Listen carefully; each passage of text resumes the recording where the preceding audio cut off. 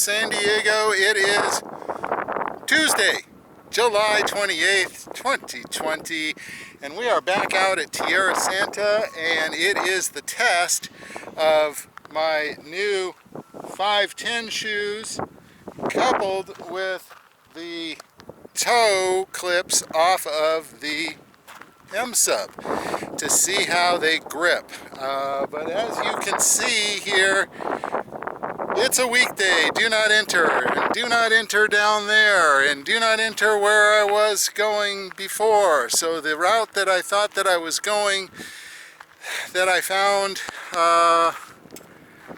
on that Saturday, is not going to happen. So we'll just wing it and kind of go on some rocky stuff and down some hills and just see what we see, and hopefully not get into too much trouble. So without further ado, let's go. Well, a couple of weeks ago, maybe about 3, maybe 4, I've had the bike for a month, probably about 3 weeks ago, I would hear sounds out in the bush, little zzz, and we just heard one, and it's way different riding on the trails, in the sense that I'm always stopped.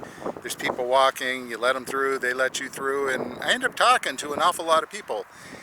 And we heard that sound, and he's like, yep, that's a rattler. And it's like, is that what that sound is? Yep, that's what that sound is. So now I'm like freaked out, because now I know that it's out there, and I'm in a very wide area here, and I'm trying to ride in the middle of the trail, very cognizant that they're out here, and I don't want to get bit.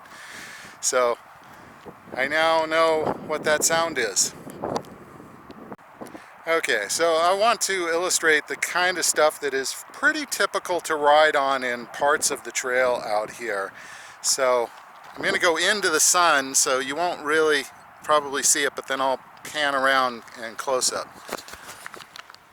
So that's the trail. You can see that there is a whole lot of rock there, and this is essentially what it is. And if you're lucky, you get a little path that you can kind of follow to get off the rocks, but at certain points it doesn't relent, and you're just riding over the rocks. So that's kind of typical of part of the trails that I end up riding up out here. Okay, well, that was a lovely ride. Interesting.